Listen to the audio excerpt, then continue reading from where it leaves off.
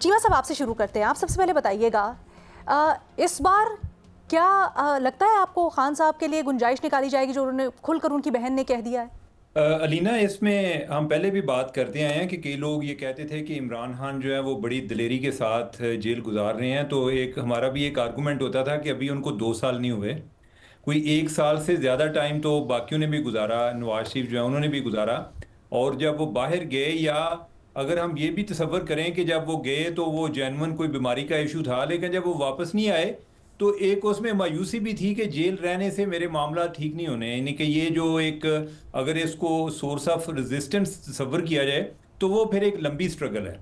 अब इमरान खान के केस में भी ऐसा ही नज़र आ रहा है। पहले जो उनके बेटे हैं उनका भी जो बयान आया कि वो जो इंटरव्यू उन्होंने दिया उसमें भी ये तासर मिला कि इमरान खान जो हैं वो काफ़ी फ्रस्ट्रेट हो रहे हैं। आप ये मुज़ामत करते हैं, किसी उम्मीद पर करते हैं कि यानी कि 1 साल 2 साल, ये जो लंबी मुज़ामत जो है हर बंदे के बस की बात नहीं होती कि जिसमें आपको पता चले कि मेरे 10 साल भी इधर गुजर सकते हैं, वो हर बंदा ऐसा नहीं कर सकता, इमरान खान भी नहीं कर सकते।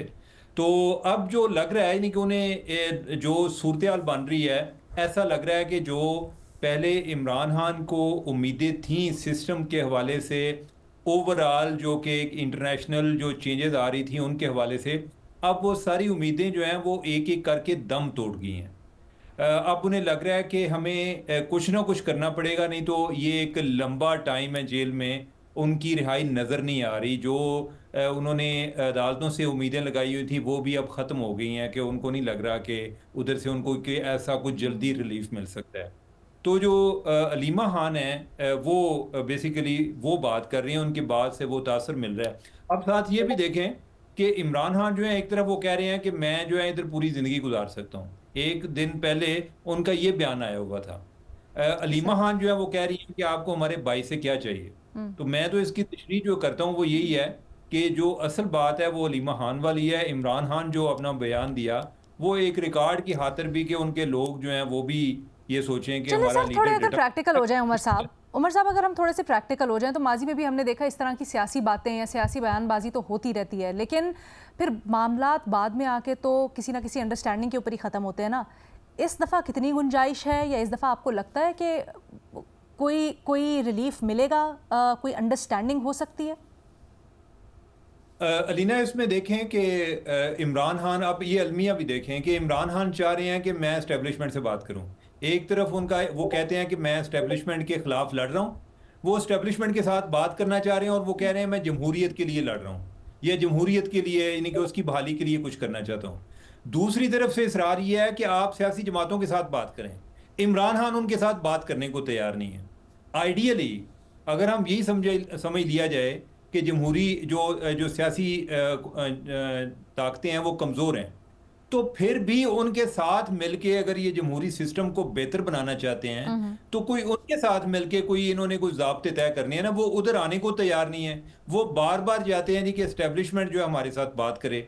तो मुझे ये लग रहा है कि अल्टीमेटली होना इनका तब भी है कि इनकी जो बात होगी, जो भी रास्ता है वो इनका पार्लियामेंट के जरिए या एटलीस्ट जो सियासी जमातें हैं अच्छा, उनके साथ मुज़ाकरात होंगे तो बात आगे बढ़ेगी। इस्टेब्लिशमेंट से आपको नहीं अब लगता कि कोई गुंजाइश है इस वक्त? ये नहीं लगता कि कोई कोई खास है, वजह इनके इस चीज की? जो उन्होंने भी करना है उन्होंने मुख्तसरन मुझे इनके बस जरिए बता करना है। दीजिएगा, कोई इसकी खास वजह? देखिए, एक तो ये है कि वो इन पर एतबार भी नहीं करते, यानी कि अच्छा। वो ट्रस्ट नहीं करते। और दूसरा ये है कि इस्टेब्लिशमेंट और जो बाकी जमातें हैं वो ऑन बोर्ड भी हैं, तो वो चाहते हैं कि जो अगर कोई सियासी बात करनी है वो इनसे करें। अगर उनसे करेंगे, कोई एक दो मीटिंग भी होगी, तो जो पीटीआई है वो ट्रांसपेरेंसी तो उनमें अच्छा, बहुत ज्यादा है एतबार ना, वो वाली बात आके आपने बड़ी बात। दिलचस्प कही है शहजाद। एतबार तो नून लीग पे भी नहीं था ना, बट हमने देखा वहां पर भी मामला सेटल हो गए, वहां पर इससे ज्यादा खराब थे, वहां पर तो एक तारीख रही है नाराजगियों की। बट इस दफ़ा आपकी क्या क्या फोरसाइट है, कितनी गुंजाइश है इस वक्त? क्या इस बार खान साहब को या उनकी पार्टी को गुंजाइश मिल सकती है, एंटरटेन किया जाएगा? बहुत शुक्रिया अलीना। मैं आपकी इस बात से अग्री नहीं करता कि जितने ताल्लुकात नून लीग के खराब थे या नवाज शरीफ के खराब थे एस्टैब्लिशमेंट से, उससे कम इमरान खान के ताल्लुकात खराब है। मेरे ख्याल से बहुत ज्यादा फर्क है। इमरान खान के ताल्लुकात बहुत ज्यादा खिलाफ है, क्योंकि ऑब्वियसली इमरान खान ने जो लबो लहजा इस्तेमाल किया है, एस्टैब्लिशमेंट की जो सख्तियां रही हैं इस दौर में, मेरे ख्याल से वो उससे ज्यादा है। और फिर नवाज शरीफ साहब के पास एक बड़ा एडवांटेज था शहबाज शरीफ साहब की सूरत में जो किसी भी सूरत में लड़ना नहीं चाहते थे एस्टैब्लिशमेंट से। तो मुझे नहीं लगता कि ये एनालिसिस दुरुस्त है कि नवाज शरीफ साहब के ताल्लुकात ज्यादा खराब थे एज कम्पेयर टू जो इमरान खान के रिलेशनशिप है एस्टैब्लिशमेंट के साथ। दूसरा, इस बात से मैं उमर की बिल्कुल इत्तेफाक करता हूं कि तहरीक इंसाफ ने कई चीजों से उम्मीदें लगा के रखी थी। पहले शायद उनको लग रहा था कि इमरान खान इतने बड़े लीडर हैं कि उनको जेल किया नहीं जा सकता, जेल कर देंगे तो अदालतें सजा नहीं देंगी, लेकिन ये भी हमने होते हुए देखा इलेक्शन से पहले। फिर जब इलेक्शन में एक बड़ी मेजॉरिटी ने उनको वोट दिया तो उसके बाद भी उनकी उम्मीदें थी कि शायद ये सेटअप जो है इस माशी सूरत हाल में ज्यादा चल नहीं पाएगा, इनके पास पॉपुलर वोट नहीं है, तो ये एक जरिया बनेगा इमरान खान की रिहाई का, लेकिन ये भी नहीं हुआ। फिर उनकी जो है बहुत सारी उम्मीदें थी कि हम अदलिया के जरिए हमें जो है कोई ना कोई रिलीफ मिलेगा, लेकिन 26वीं तरमीम और इसके अलावा जो कानून साजी की गई इसके बाद वो अदलिया वाला रास्ता भी बंद हो गया। जो तहरीक इन्होंने चलाने की कोशिश की उसमें भी उनको कामयाबी नहीं हुई। ट्रंप साहब से उम्मीद थी, उसमें भी कोई उनके हक में बयान नहीं आया, क्योंकि वो तो एक्सपेक्ट कर रहे थे कि शायद ट्रंप साहब कोई ट्वीट करेंगे, कोई बयान करेंगे जिसके बाद इमरान खान की रिहाई मुमकिन हो जाएगी। उसके लिए उन्होंने काफी लॉबिंग भी वहां पे की। फिर उनकी शायद एक उम्मीद थी कि पॉपुलर अगर वो नहीं होगी एस्टैब्लिशमेंट तो कभी ना कभी इमरान खान जो है वो बाहर आ जाएंगे। लेकिन अब आप ये कह सकते हैं कि जो इंडिया के साथ जंग वाला मामला था उसमें भी एक पॉपुलैरिटी सपोर्ट भी एस्टैब्लिशमेंट को हासिल हो गई है। तो ये उम्मीदें तो उनकी जो थी वो कामयाब नहीं हुई हैं। लेकिन मैं कोई इस पे हतमी राय कायम नहीं कर सका हूं कि इमरान खान या उनकी फैमिली या उनकी पार्टी की एग्जैक्ट इस वक्त हिकमत अमली है क्या। बहुत ही कंफ्यूजिंग बयान आते हैं, मुख्तलिफ किस्म के बयान आते हैं। अभी आपने अलीमा साहब का बयान सुनाया, लेकिन अब से कुछ घंटे पहले इमरान खान ने जो अपने जो उनका एक्स अकाउंट है उससे जो ट्वीट किया उसमें उन्होंने कहा है कि कुछ भी कर लें मैं फिरौनियत के सामने नहीं झुकूंगा, बल्कि ये भी कहा है कि पार्टी जो है वो अपने आप को तैयार करे मुल्कगीर एहतजाज के लिए। फिर 2 दिन पहले उन्होंने जो साथियों से गुफ्तगू की जब अडियाला जेल में अदालत लगी थी, तो उस वक्त उन्होंने कहा कि मैं पूरी जिंदगी जो है वो जेल में रहने के लिए तैयार हूं और जुल्म के आगे मैं नहीं झुकूंगा। तो अब उस बयान को दुरुस्त माने या अलीमा खान साहबा जो कह रही है उसको हम इस तरीके से ले कि वो इमरान खान का बयान है, क्योंकि आपने जो कहा ना कि एक खुली पेशकश है इमरान खान की तरफ से, ये बात तो है कि एस्टैब्लिशमेंट से वो बात करना चाहते हैं, लेकिन अलीमा खान ने जो कहा है वो खुली पेशकश है इमरान खान की। I don't have any evidence कि ये वाकई है या नहीं है, क्योंकि इमरान खान का ट्विटर अकाउंट जो है वो कुछ और बोल रहा है। तो मुझे लगता है कि अभी जो उम्मीदें टूटी हैं उसके बाद एक स्टेट ऑफ कंफ्यूजन में जरूर है तहरीक इंसाफ के आगे कैसे बढ़ा जाए। एक चीज पे वो बहरहाल आप कह सकते हैं कि कंसिस्टेंट है कि वो एस्टैब्लिशमेंट से बात करना चाहते हैं।